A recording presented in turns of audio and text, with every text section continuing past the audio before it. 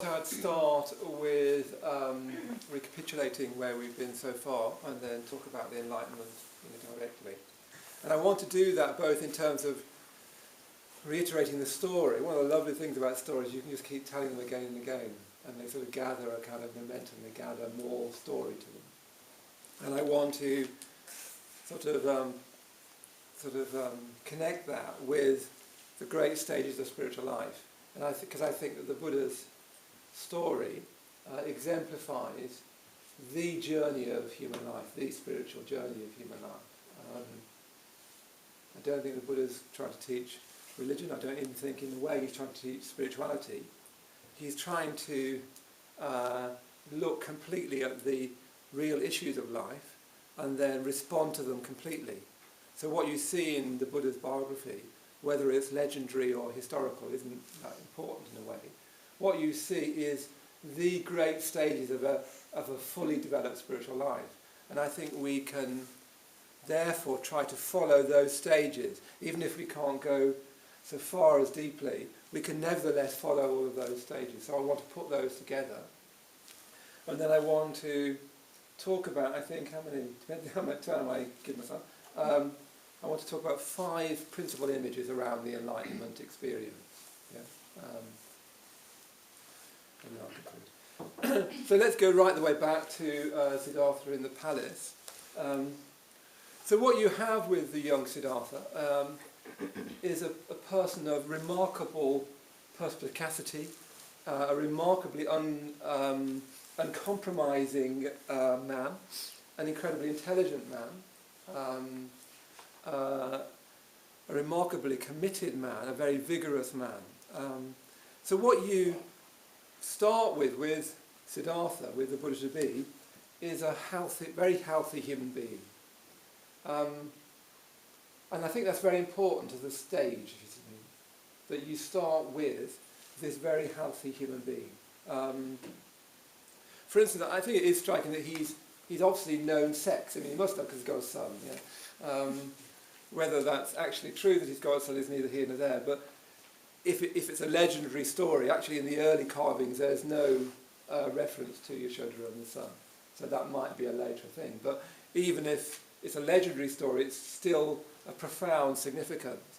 So it's saying that he's a human being like us, and a healthy, happy, developed human being. He was, by all accounts, very good looking, apparently. He was very athletic. He would have trained in athletics and so on. He probably couldn't read or write, but he would have been a deep thinker. He was obviously a deep thinker.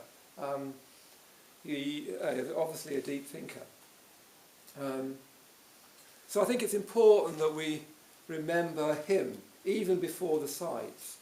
You've got a young man who is very, very healthy, very happy, healthy, vigorous, sexually uncomplicated. He hasn't got sort of neurotic, funny things about sex.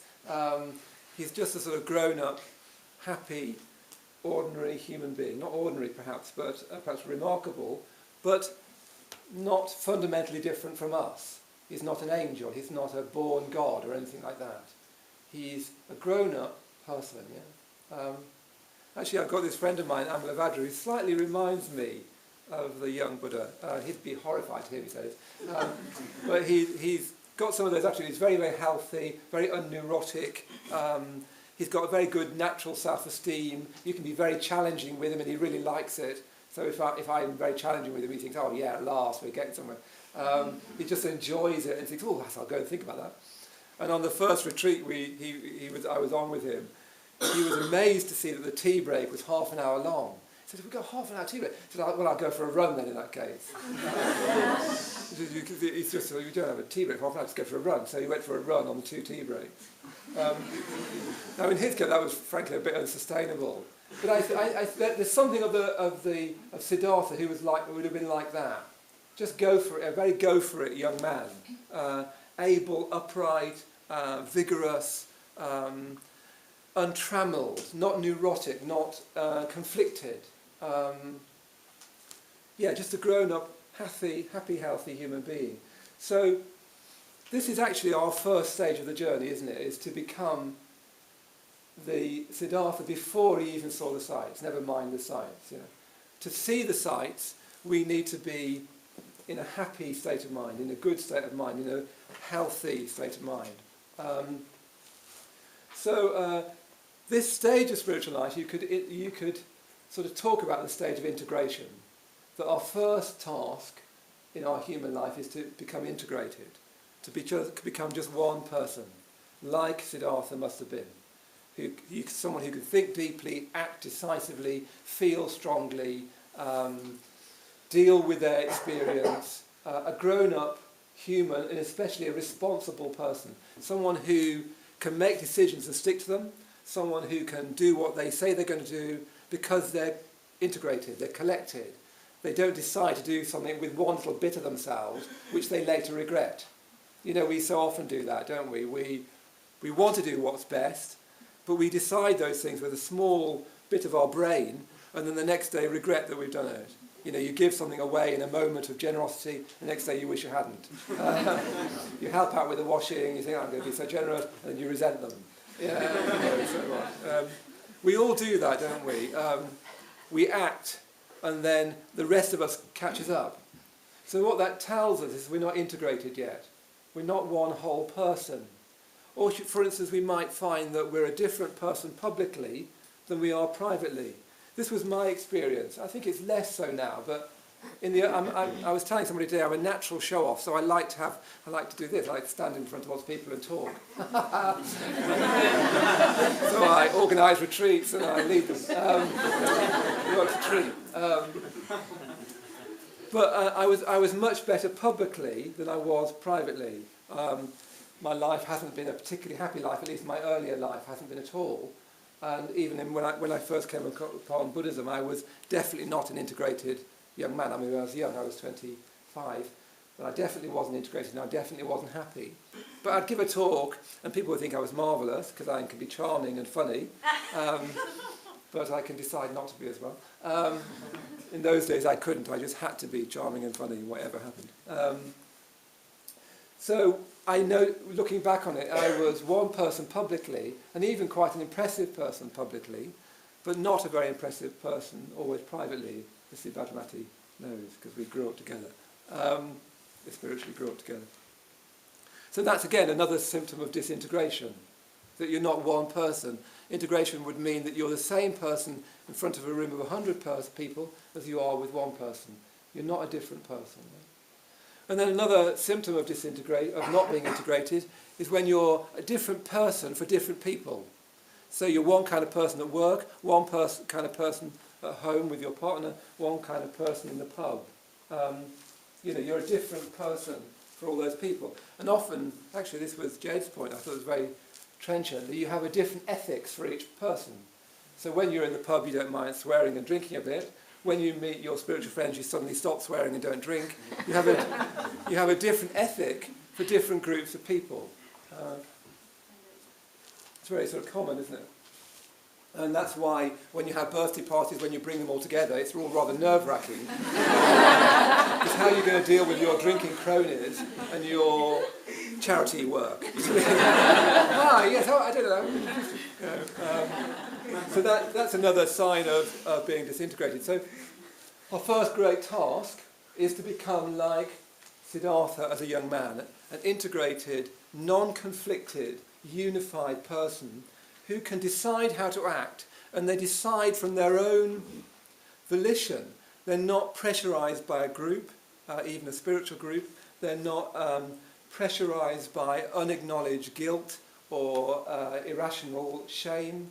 They're not manipulated by the marketplace and the mass media, which so many of us are. When we're fully integrated, in our moments of integration, we live our life from ourself. Not in this dreadful modern individualist sense, but from a genuine integrity of ourselves, not because we're simply doing the things that the media tells us to do. So that's what you see, I think, in the Buddha, in Siddhartha, before he even saw the sights. And that's our first great stage, isn't it?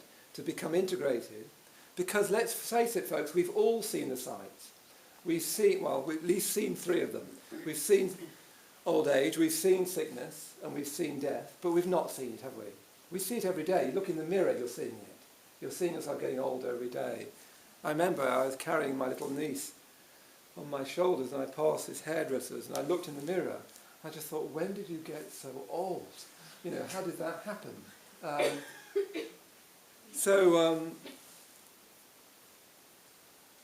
was I saying that? Anyway, there's some reason. I got so old, you know, every day. Oh yes, that's right. So we all see the sights. Thank you. I'm back there. We all see the sights, don't we? We see sickness. We see old age. We even see death, but we don't really see it. And the reason we don't really see it is we're not all there. We're literally just not all there. So when we see old age, or when we see sickness, or when we see death, it just touches a tiny part of ourselves. We register it cognitively, don't we? Sometimes feels quite shameful, doesn't it? A close friend or even a parent dies or is suddenly very ill, and you just sort of register it cognitively. Oh yes, what do I need to do? You don't really see. This is the meaning of life. This is the problem of life, the great problem of life. The reason we don't really see it, as the Buddha, as Siddhartha really saw it, is because we're not integrated. It just happens in our head. It doesn't really penetrate through our being. So if we're to see the sights, we need to be integrated. There's no other way. You can reflect on the three sights, the great problem of suffering, as much as you like, but unless you're integrated, it won't affect you emotionally, and therefore you won't change. What you get with a young Siddhartha is the problem of life, the problem of suffering, struck him all the way through. It completely touched his heart. He saw the meaning of it, and that's because he was complete. So there was only one person there. There wasn't a fracturing of people. There wasn't a collection of people sort of vying for supremacy in the psyche. There was just one person seeing one thing and understanding what it meant fully. So the path must begin with integration. Without the integration, there are no sights. There is no foresights. And what you get in the foresights, obviously, is the great problem, the problem of suffering, and the possibility of solution, which is enlightenment itself. That's what the Buddha Siddhartha saw in that moment, was the great problem and the possibility of a real solution. Usually we don't really admit to the problem and we don't believe in a solution. So our contemporary solution is not to attend to the problem and to shop as our solution. And you can shop very, very easily now. I recently bought a book whilst travelling on a train. And it's incredible. Even 20 years ago, to say I bought a book travelling on a train by just using my thumb. Because it said, would you like to go to the shop? I thought I would.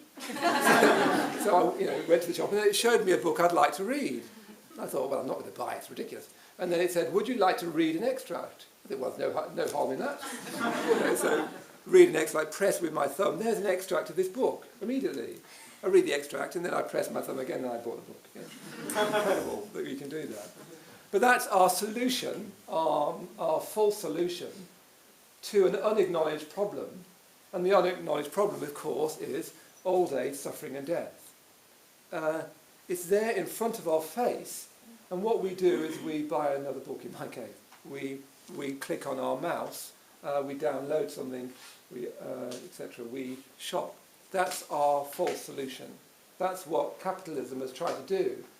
It feels to me that we're in I was thinking of it earlier as of a net of sugar. We're like bound in this net of sugar, and sugar is addictive.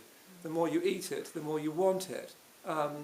It's sort of sticky and pulls you together, and yet you can't stop eating it.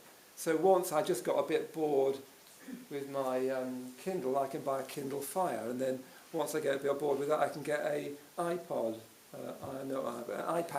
and then I can get an iPad 3. We're in a world which constantly makes you addicted to the next thing. We're in a net of sugar that's gradually sort of tightening around us. Meanwhile, suffering, death, old age are right in front of our face. It's incredible that we've been sold this lie for so long. And actually what you're seeing, you'll possibly begin to see now in Western culture, is the first great cracks of that system. The whole first great cracks in the system of materialism and capitalism. But the first great stage, yes, is integration. But then, of course, Siddhartha goes forth. He leaves the palace, he leaves his wife, he leaves his son, he leaves in the dead of night. So he leaves and he goes into the forest, and you can imagine that must have been so terrifying. I mean, the Indian forest 2,500 years ago is a frightening, frightening place. It's a frightening, frightening place for anyone, and especially a young man or a young woman, anyone, just wandering into that forest with nothing. It must have been terrifying. There's even a part of the sutra where Siddhartha, but the Buddha says later on in life that the first time he ate from his begging bowl, he just vomited because it was so disgusting. So you've got this very sensitive man, this incredibly perspicacious man, this very uncompromising man, suddenly in the middle of this forest with tigers and things like that around. And he in later life, he talks about how terrified he was. He'd say, well, I'd be walking up and down doing my walking meditation, and I'd hear a twig snap, and I'd be filled with terror. And it's not irrational terror, it could be a tiger. And he'd be filled with terror. And he said that what he decided to do is that he'd just do whatever he was doing. So if he was lying down, he'd continue lying down. If he was meditating, he'd continue meditating. If he was walking, he'd just continue walking. He'd just let the fear be there and just do what he was doing. But obviously a very genuine, real fear, terrible fear. So you've got someone here with incredible courage to act. And he's acting out of integration, not out of a bright idea. So often that's how we act, isn't it? We have a bright idea. We think it's an ideal, but it's just an idea. We set off towards it, and then we change our mind. It's not really what we want, then we decide to do something else. He acts completely, and in acting completely is incredibly heroic, incredibly courageous. But not just that, he's this amazing willingness to face not just fear, but terror. He talks of terror, real terror. Horrible thing, terror. I don't know whether you've ever experienced it. I have once or twice in my life, and it fills your body with terror. It's really awful. And if that's not enough about Siddhartha, then he trains with his teachers, and he's incredibly receptive. He's not at all proud. Now this is a young prince. Young princes tend to be a tad arrogant, but this is somebody who's not at all proud and not at all defensive. He knows he's got a lot to learn, and he learns a lot. The person he reminds me of in art history that's a little bit like this, not very much, but perhaps a little bit like this, is the artist Raphael, who died when he was very young.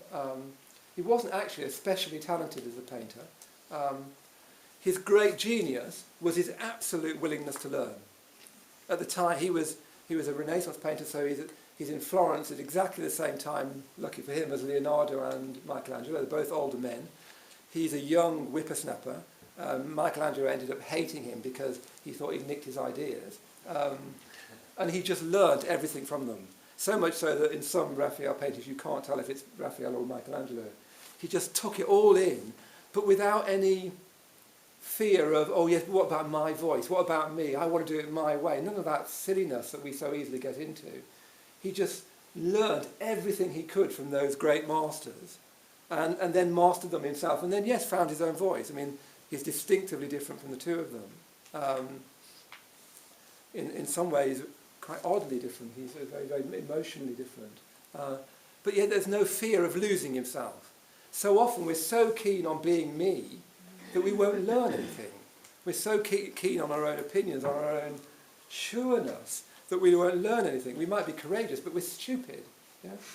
So Siddhartha just learns. He can just completely learn from other people. He's not frightened of that.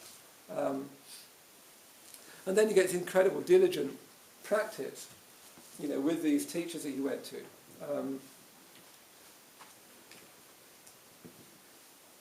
And then if that's not enough, you then get this wonderful rose apple tree experience that Sibford was talking about. It's a lovely legend about it. In the legend, the shadow of the tree doesn't move the whole day. It just stays over the 8-year-old Siddhartha. It just stays there.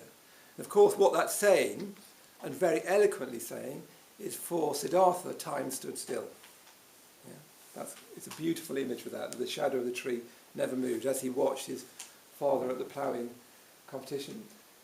As he sat there in blissful meditation, time stood still and the shadow didn't move. Yeah? So what he discovered there was a pleasure that he didn't need to be frightened of, as Sibford said. So he discovered a whole new way. Yeah? Not only that, he was able to make mistakes, as Sibford was saying. Incredible thing that he could have fasted for so long and undergone such austerities to the point of nearly killing himself, and then saying, tell you what, that was a mistake. That wasn't a good idea. And again, this is a symptom of great human maturity, isn't it? Saying, tell you what, that wasn't a good idea. Sorry about that, that was a mistake.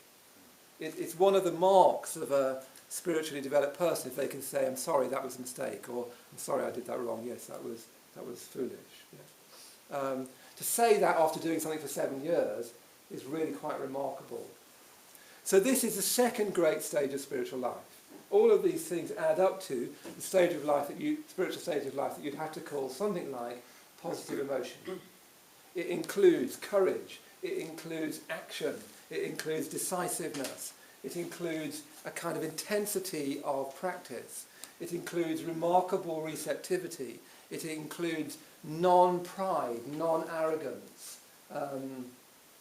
it includes exploration, it includes the ability to make mistakes and admit to mistakes, being quite straightforward about that. This is the second great stage of spiritual life. After we've become integrated, we need to become emotionally positive. It's not a very good way of putting it. I think it would be better to call it the stage of helpful action. And by helpful, I mean helpful in gaining enlightenment, helpful action that helps you gain enlightenment. Yeah? So anything that moves you towards the goal of enlightenment, that courage, that action, that application, that intensity, that positivity, that exploration, that openness, that willingness to learn, all of that is this second great stage of spiritual life. It's the stage of ethical life, the stage of positive emotion, without which no progress can be made. So those two stages you can find in a microcosm in the two practices we've been doing on this retreat. We've been doing the mindfulness of breathing, which especially cultivates integration. Some of you have been having deeper meditations, and what deeper meditations mean is a deeper experience of integration. When you get deeply into your meditation, you feel, don't you, that everything's coming together, that everything quietens down, that everything folds in on itself and comes together. Like there's been all this sort of tension in the psyche, all these things pulling in different directions, and suddenly it's all just flowing together. And that flowing together is integration itself, the very experience of integration. And what we're trying to do is have that flowing together, that unified wholeness all the time, whether we're meditating or not, all the time. And then obviously the metta bhavana encapsulates this positive emotion, that there is just this radiating of love. There's just this outward going, connecting action, helpful action attitude to life. It's been very striking on this retreat, seeing it in the team. I mean, the team actually is working together spookily, wonderfully actually. It feels like we really are just working together as one mind sometimes. And the team are working very, very hard, sometimes very hard. They've got lots to do. They're trying to be on retreat and trying to help run the retreat. And you get this incredible positivity coming out of that. Yeah? So, and I've seen it on the retreat, people helping out when they didn't need to help out, just that being moved to help. In a way, generosity is the beginning of this second stage. Anyone can be generous. As soon as you're generous, you're moving into this second stage. So the Maitreyabandhu is the epitome of this second great stage of spiritual life, of positive emotion, of helpful action. Probably a more traditional name is kusala karma, which means skillful or beneficial action, kusala karma. But then, so the Siddhartha's got that to the nth degree. He is the most positive person, so much so that he can get into the, physically a wreck and still be positive, and then think, just a bit, in one story, he rolls down a ditch and realises he can hardly get up to save himself. And he just thinks, this is getting me nowhere. It's obviously just one of those moments when you're in a ditch and you're about that thin, and you think, this is getting me nowhere. So what he does, he then has, actually what ends up being is rice pudding is his first meal. They always call it milk rice, and it always sounds rather lovely, but you think, hang on, what's milk rice? It was rice pudding. So he ends, someone helpfully brings him a bowl of rice pudding, ambrosia, I'm sure. So he eats his basically rice pudding, his milk rice, just for, gets himself, obviously, the story gets telescoped, doesn't it? But he obviously spends time just getting back into being in a healthy state again. All of his disciples have left him, so there's this incredible willingness not to fall for fame. I think one of our great myths at the moment, one of the other ways in which we try and get out of the facts of life, is this yearning for fame. I'm afraid I've even feel it myself. If that chance. Anyway, it's a bit too late to be in a pop group. But there's a yearning, isn't there, in so many of us for fame, and there's even in modern culture an assumption that you should be famous. Warhol's 15 minutes of fame is really coming true, isn't it? Especially with YouTube. Eventually, all of us will be able to have 15 minutes of fame. That's our solution to an unacknowledged problem. But it never works. What you get with fame, what you get with success, is more and more diminishing returns. First success is very pleasurable, and then as you get more success, you have to have more and more success to get the same amount of success. I've been reading poems by Robert Frost. Very tragic story in a way. He is one of the great modern poets. Writes wonderful poems as a young man. His second book, North of Boston, is the whole collection is great poems, really. There's not a bad poem in it. But he never writes a collection as good again. Gradually, as he gets more famous, his great poetry dies off. There's still great poems all the way through his life. But more and more, there are one or two of them. Most people can't do that. But you see a real fall off of his genius. Meanwhile, he gets more and more famous. He won the Pulitzer Prize 4 times. Incredible to win the Pulitzer Prize 4 times. He had honorary degrees everywhere he went. And he once said that I don't care what people think of my poems as long as they give me prizes. And that was all coming from an agonisingly poor and very painful background in life, which he'd never really, I think, come to terms with. He had a dreadful life at home. He had a dreadful relationship with his wife. His son committed suicide. One of his daughters went mad. A very, very tragic life. So there's a sort of compensation that we think that fame and success will compensate us for the facts of life, but they never do.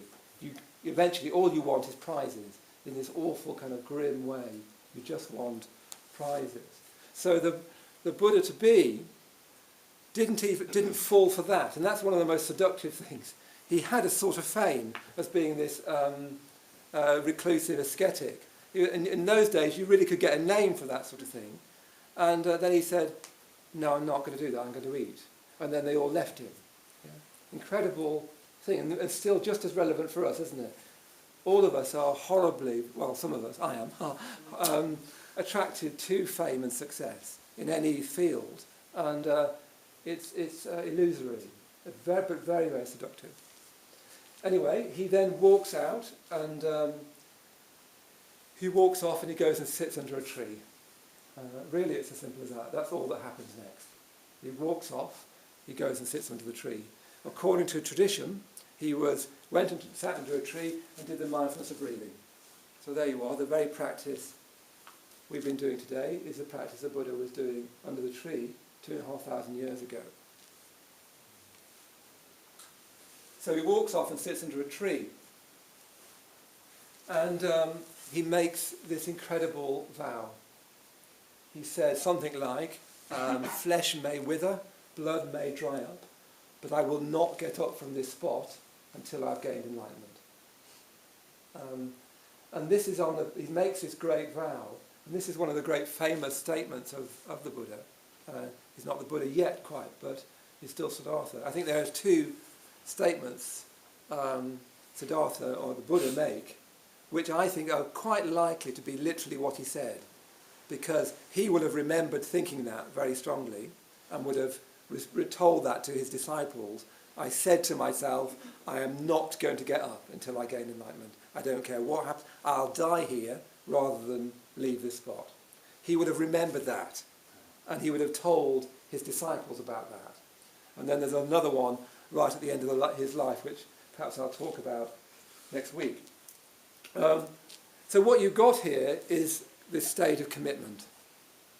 On the basis of all this integration, on the basis of incredible emotional positivity, he can then commit himself, healthily commit himself, not commit himself from a split-off part of himself, but healthily commit himself to the very goal of enlightenment, and do that completely, because he's completely integrated.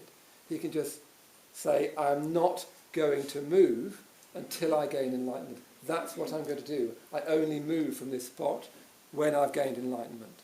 In a way, the most radical thing a human being can possibly say, because he means it. He means it. He will not move unless he gains enlightenment. If he didn't gain enlightenment, he would have just died in that tree. And I want to say just something about, I'm taking rather longer than I thought, but I want to say just something about this whole matter of commitment, this great matter of commitment. It's only possible on the basis of integration and positive emotion, because before then you commit partially, don't you? And we're all kind of trying to work out commitment and trying a bit, but not wanting to leave our pleasures behind. And there's no other way for us. We're not Siddhartha. We're not the Buddha to be. We have to make our commitments gradually. But I think Buddhism is in particularly bad conditions in the West in relationship to this.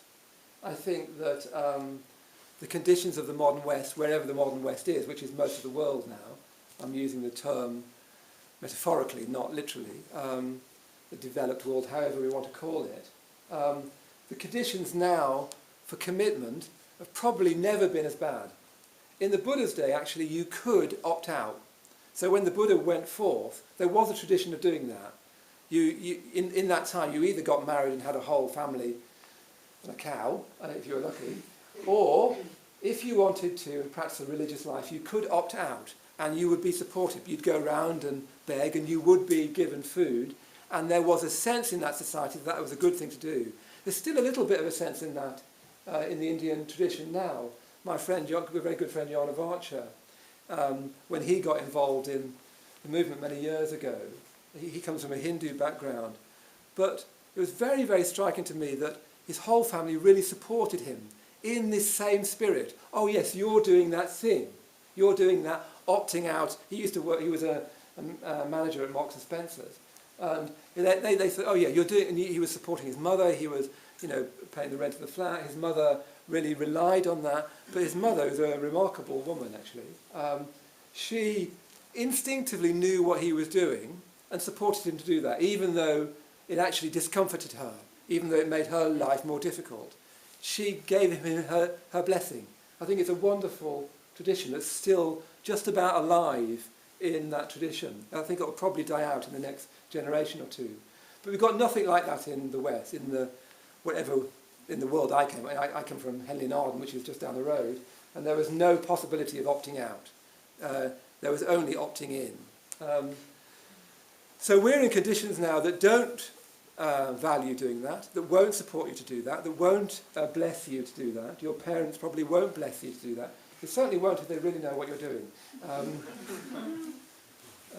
Anyway, we can talk about it in the group. What we've got is a consumerist culture that we all obviously know about, and probably a culture that's too easy to criticise. But it's a world of choice, isn't it? It's a world that's saying to us, you don't need to change. You don't need to change, and you don't need to commit yourself to anything. In fact, don't commit yourself to anything. You can buy this, you can buy that, you can do this, you can do that. You can tailor-make your life just to what you fancy. So if you want to do 10-pin bowling, you can do that. Then you can do ice skating. Then you can take up the piano, and then you can do an online orgy. And, you can and you can all do that in a day. And you have a mobile and do it all on your mobile. And you have a little segment for each online orgy. You press that, and then you press your Facebook page. And I do actually know somebody who does run an online orgy, but anyway, I won't give you the website.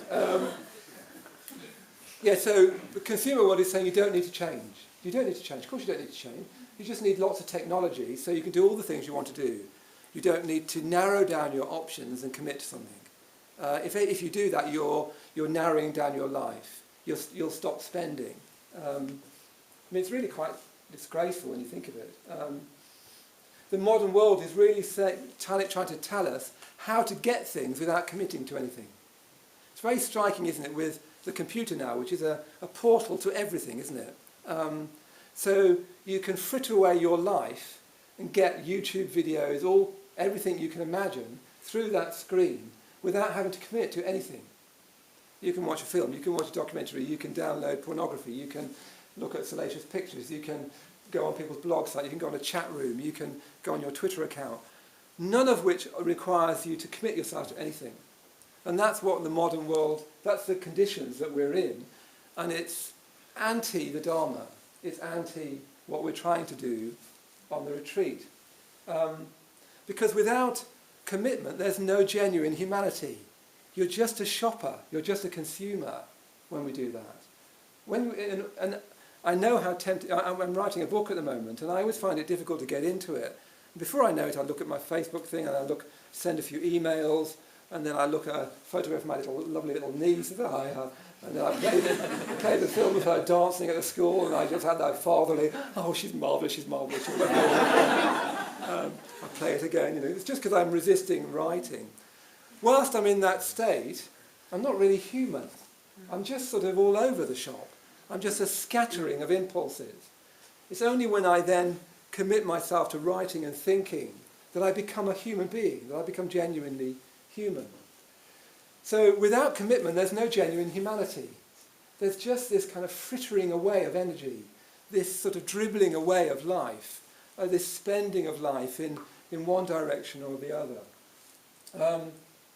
Because commitment asks you to leave yourself behind, really.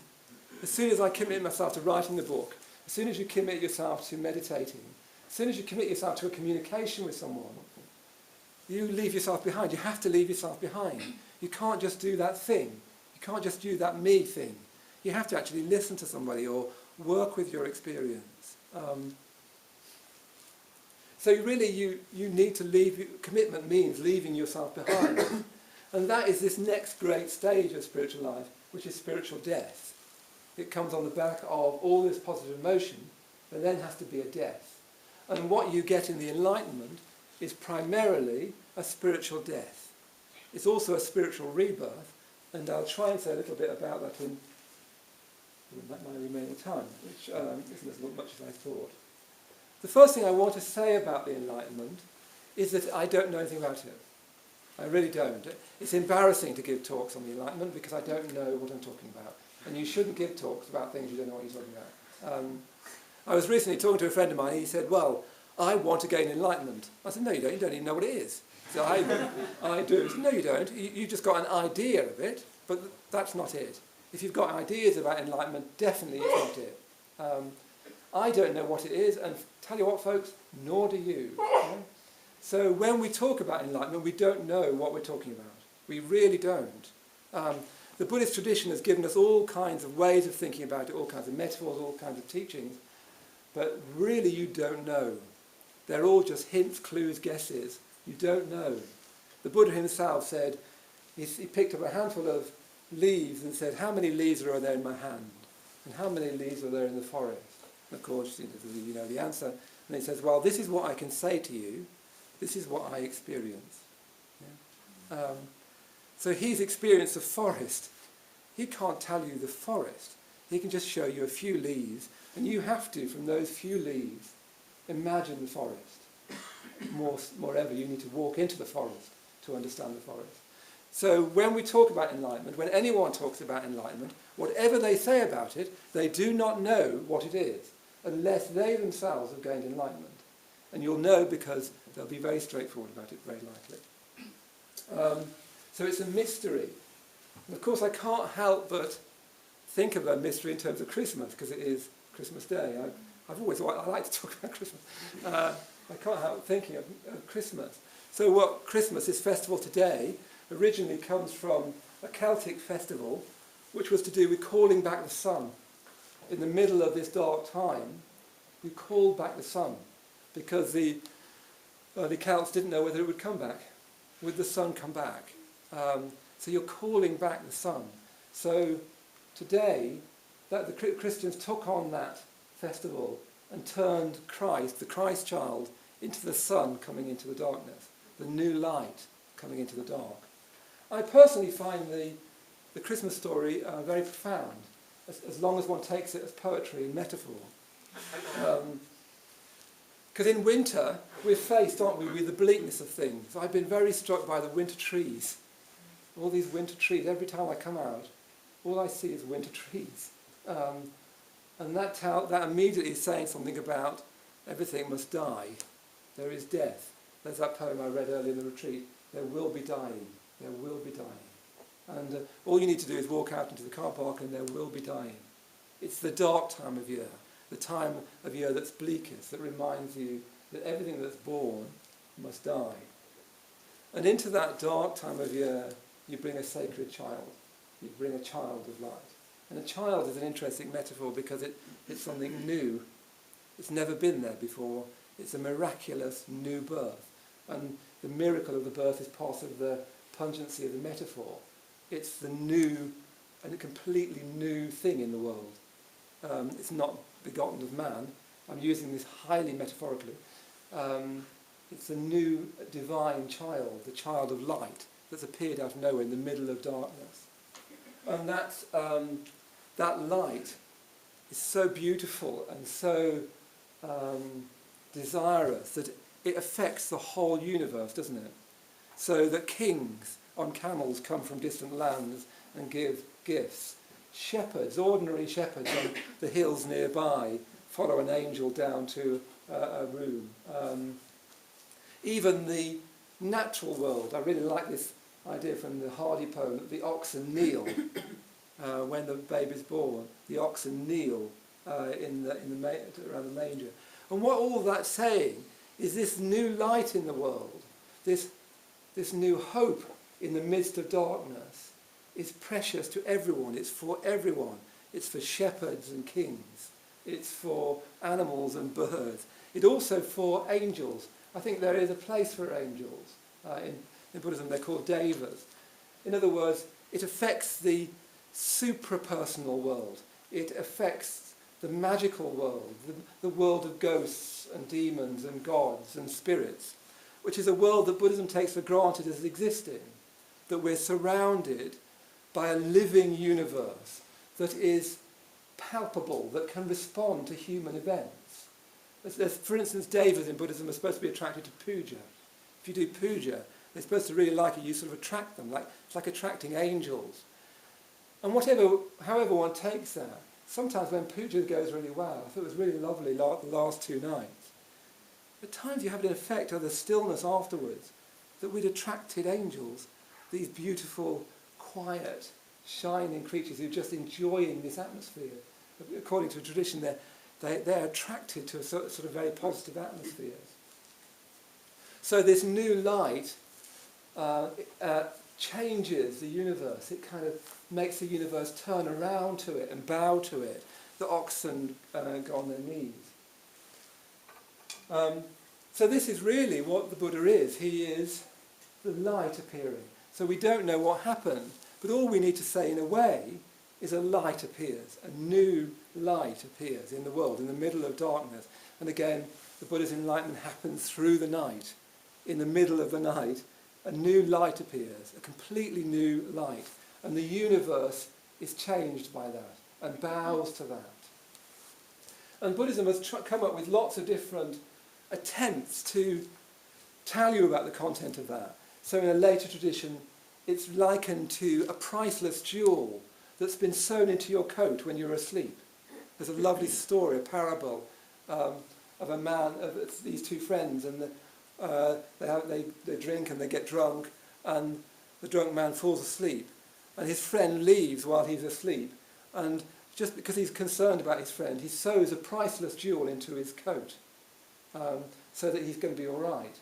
And of course, when the man wakes up and gets over his hangover, he doesn't know it's there, and he goes about in his life and has this really, really hard life, working, trying to get money. He's a bit of an out, he's doing all these labouring jobs because he's got no money, and eventually he meets the friend again, and his friend says, "Oh, but that time we last met, I sewed this jewel into your coat. Did you not see it?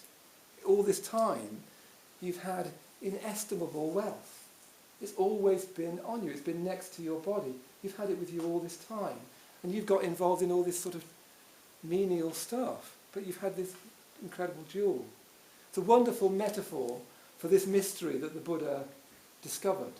It's there somehow all the time, but you don't know it. In another story, you're the son of a great king, but as a child, you've wandered away. You've wandered away from this great king, and you forget.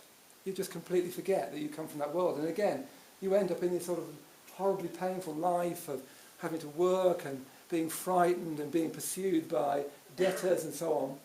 And then you get this vision through the palace. You suddenly happen upon the palace, and you suddenly see this great king in the palace. And it's so incredible, you faint, and then you think, "Oh no, if I'm going to get caught here, I'm going to get imprisoned, because they'll think I'm going to try and nick it." So you run, and so on. But in this parable, the king immediately recognises you, that you're his son. And of course that's the Buddha again. He recognises, "Oh yes, you're my son, but you can't know that now. I'll need to train you." It's a lovely parable, I won't go through it all, but he gradually shows the son, very skillfully, how you are the son. You're the inheritor of all this wealth. You couldn't have believed it, but you are. These are all metaphors for this mystery that the Buddha discovered by discovering it, became the Buddha. So let me just talk about a few of the. I'll try, if I can. Is that all right? A little bit. All right. Okay. So let me just give you a few of the main images of the Enlightenment itself. I wanted, first of all, though, to express the mystery of it, and to say how Buddhist tradition has been telling stories about it ever since, has been trying to say it's a bit like this. It's a bit like realising that you're the son of a king and you never knew it. It's a bit like someone has sewn a priceless jewel into your coat and you've never known it. Yeah? And that when you become the Buddha, you find the jewel. You realise that you're the inheritor of the king's wealth. So, 4 images, very quickly. First of all, there he is meditating, sitting on a pile of kusa grass under what becomes called the Bodhi tree, but it's really called just a peepal tree. He sits there, he's made this incredible vow, he's completely committed, and as he's sitting there, it starts to rain. And as it rains, a huge snake, a serpent, a kind of dragon, coils himself around the Buddha, and he's like a cobra, so he's got a huge cobra head, and puts the cobra head above the head of the Buddha. You might even have seen images of this sometimes. The name of this figure is called Mukhalinda. So this great, if you imagine you're sitting there quite happily in your metta, and this huge snake wraps round and round and round you, and then the hood of his cobra hood goes over your head and protects you from the rain. So this image means many, many things. It's interesting that you do get rupas in this form. So it's obviously of great significance. Interestingly, later on, this great serpent becomes a young prince that bows to the Buddha and then disappears. So it's very sort of mystical and magical. But probably one way of very simply understanding it is you access all possible energy. So all of your energy is unleashed. And the only way you can imagine the power of that is in this huge python-like cobra, this huge beast. So when we think about meditation, we must be careful to think of it too much in terms of relaxation and so on. It's much more to do with this release of energy. So you end up having a cobra coiled around you and hooded over your head. You have that kind of really quite terrifying energy. I think when you read between the lines of the later sutras, quite clearly for some people the Buddha was really quite terrifying.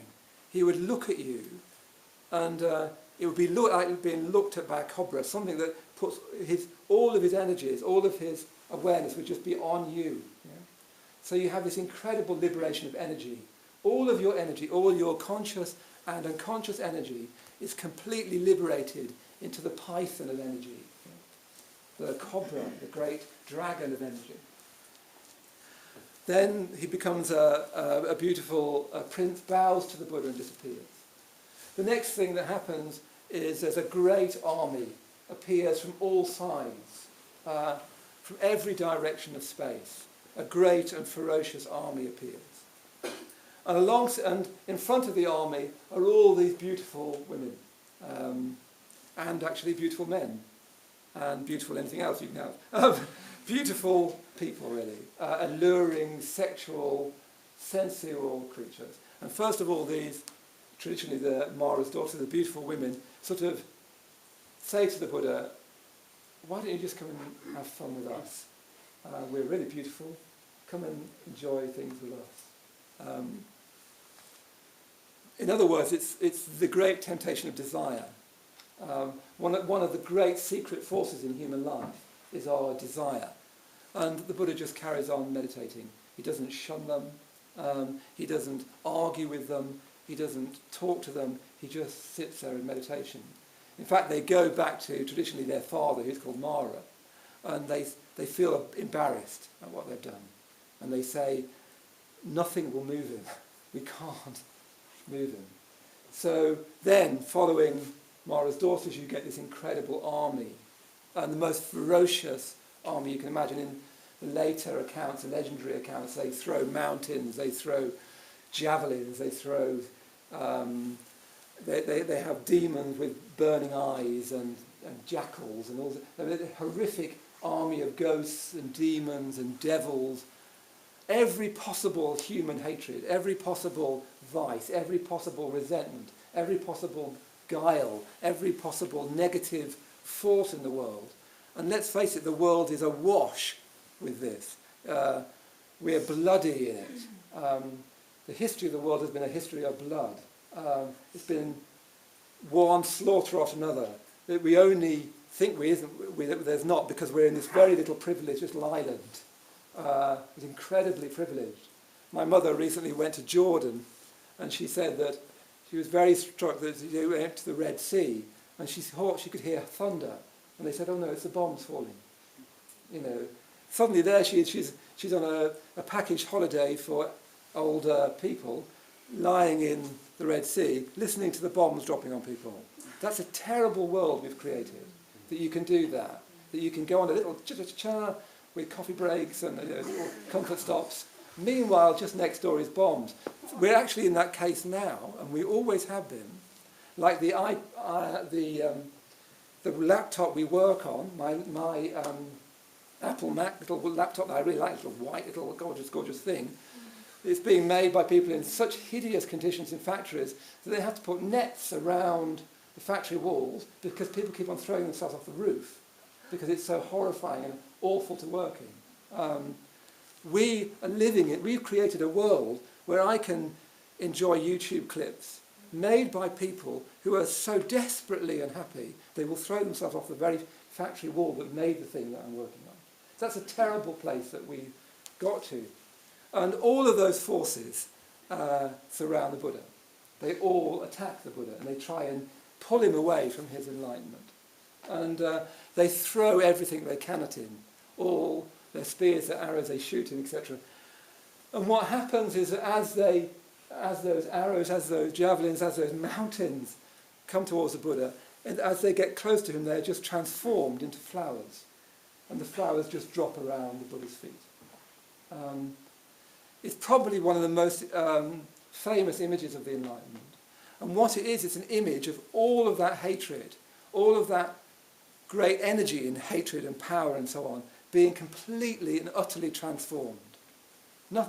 It must be one of the most profound human images, that all of that malevolence, instead of being fought back, instead of being, there's not a war on terror, the Buddha doesn't have a war on terror, he converts the terror into blooms, into petals that just flutter around his feet, that flutter around him. And then, as if that wasn't enough, suddenly Mara, who's a sort of great... the name Mara just means death. So Mara represents the world, capital letters. He represents the world. And he sent his daughters to try and seduce the Buddha. He sent his armies to try and pull the Buddha out of meditation. And then he eventually comes himself and he says, who do you think you are? Who do you think you are, sitting there, deciding to become enlightened? How can you possibly think that of yourself? You're just a mere human being. You can't possibly aspire to that.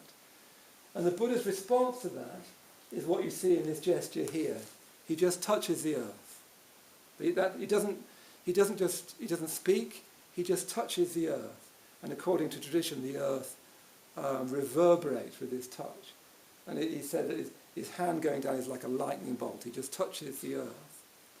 And what happens then is the earth goddess arises. Very interesting that this suddenly appears in the Enlightenment. The earth goddess arrives. What's incredible about her is she just comes up to her waist. So what the earth goddess in every tradition does. In Wagner there's an earth goddess called Erda. In Icelandic and German legends, she just comes up just to her waist. She arises from the earth and she tells Mara that no, he has got every right to be here. He's been practicing for so many lifetimes. I've watched him practice since beginningless time. He is about to become a Buddha. He has every right to be here. That's what she appears to say. She just comes and says, he's here. He will become the Buddha. This is the moment. You can't destroy him. And then she disappears again. I think it's a very profound image, but I just want to draw out just one thing from it, which is, I think, one way of understanding this is to say that this enlightenment is completely natural. It's of the natural world. He touches the earth. It's as if the Buddha is saying in that gesture, what I'm doing here is completely coherent with the whole of the universe. It's completely coherent with this earth. I was saying, I think in the Puja workshop, something that Subhuti, one of my teachers, said. He said that we live in a universe where apples fall from trees and Buddhas appear. In other words, we live in a universe that has got a certain law pattern, a patterned universe, that apples fall from trees, for instance, that all things arise in dependence on conditions. And those conditions can bring about an apple, and those conditions can bring about a Buddha. So I take the Buddha's touching the earth, and the earth goddess arising and witnessing the Buddha as saying he's not on some kind of spiritual trip. He's not on some kind of egoistic arc. He's not on some kind of hero quest. He is nature made perfected. He is articulating the regularities, the patternings in nature which make a Buddha appear. He is the apple that the seed was planted many years ago. Once the seed has been planted, once the rains fall, the apple will arise. Here's the apple of the Buddha. Here he is. This is nature itself become enlightened. And in that moment, the Buddha becomes enlightened. By becoming enlightened, he completely dies.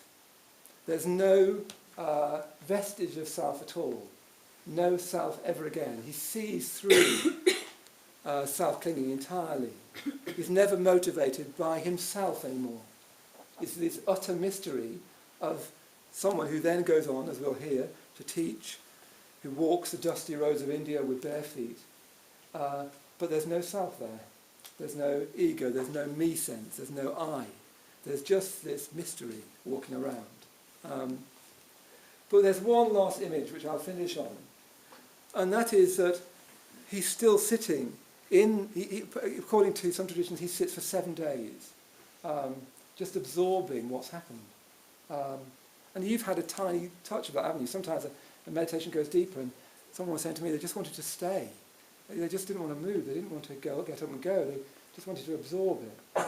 So you can imagine at the very height of our experience, of human possible experience, you just absorb this miracle, mystery that you're now embodying, but there's no you anymore. And it's completely wordless, because words are just to do with me and you and self and other. There's no words. There's no possibility of words. So he must have had this moment where he thought, I can't possibly teach this. I can't teach this. I can't teach. It's not possible to teach. And in that moment he has a vision. And he has a vision of the whole of the universe as being like one great pool of lotuses. And in that pool of lotuses, he sees lotuses at all different stages of development. Some of them still right down in the mud, some of them little buds, some of the buds breaking the surface, some of the lotuses gradually begin to open. And he realizes that that's his vision of humanity, that he has become this fully opened lotus. Again, interesting, the natural imagery. This is nature perfecting itself. This is nature discovering itself, knowing itself for the first time. And looking from that place, he can see that, but this is all of our nature. I was saying in the Puja workshop, it's really interesting that it's not saying some of us are lotuses and some of us are slugs and a few gnats. That our nature is to be a lotus. Our task in life is to fully flourish as a lotus. And that full flourishing is the Buddha himself in full and perfect enlightenment. Thank you.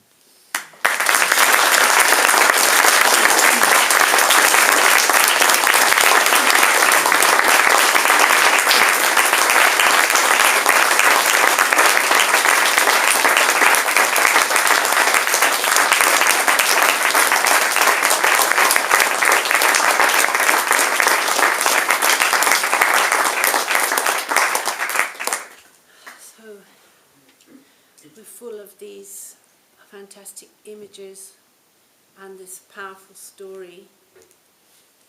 And I think what is really, really important for us is that we take something from it for ourselves right now, as it were our next step from here, from where we are.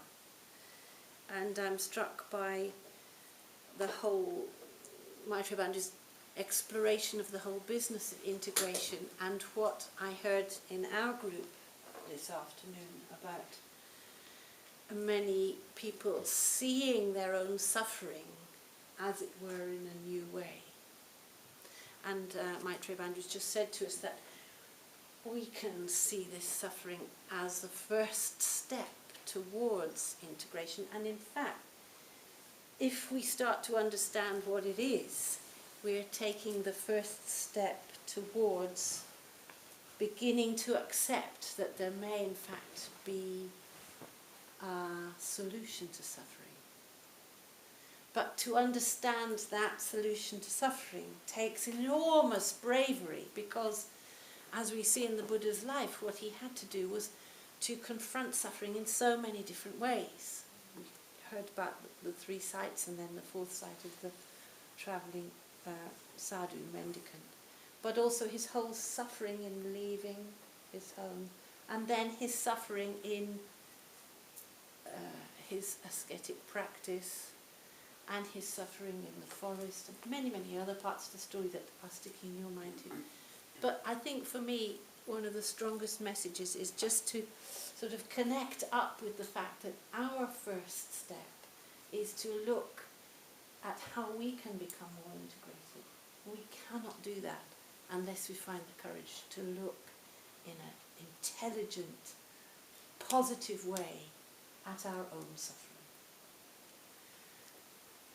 So when we do the puja, which we're going to do in a minute or two, what I really invite you to do is to allow the images from Maitreyabandhu's talk to sort of surface in the natural way as we do the short puja that we did 2 nights ago. So don't try and be too intellectual about it, but allow your heart to be present. Allow your imagination to start to really flare up like, you know, the rich asset that it is for you. And we'll come back to that in a minute. We'll just rearrange the room. But I just want to say a couple of other things about Maitreyabandhu in response to his talk. He has so much to say. You know, we could have given him another 2 hours and he still wouldn't have finished. But you can actually read some more of Maitreyabandhu's thinking in his books. I know some of you have seen them already because I happened to walk into the reception room and there was a row of about 6 people all reading Thicker Than Blood, and it looked like you were all sort of year 9 reading your text. So if you haven't looked at Thicker Than Blood, I really think you should. And there's the Life with Full Attention. Some of you have been on Maitreyabandhu's Life with Full Attention course, but even if you're not able to go on that course, have a look at that book and get it for yourself, because it will really enrich your life. There's also a beautiful little Vita Brevis poetry. It's just a little orange book with some lovely black pencil drawings on the front. And that's Maitreyabandhu's latest little collection of poetry. I don't know if the bond is there, is it? Another collection of his poetry. Both of those are very, very beautiful. I started to read the little orange one day and I just couldn't put it down. I had to go all the way through it. And there's another book, as we heard on the way. So what can we do? Let's just say thank you so much again to Maitreyabandhu.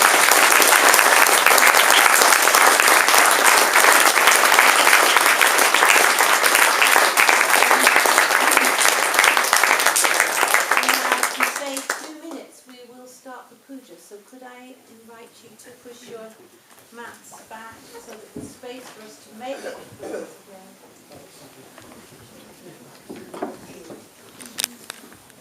Sorry, that's okay.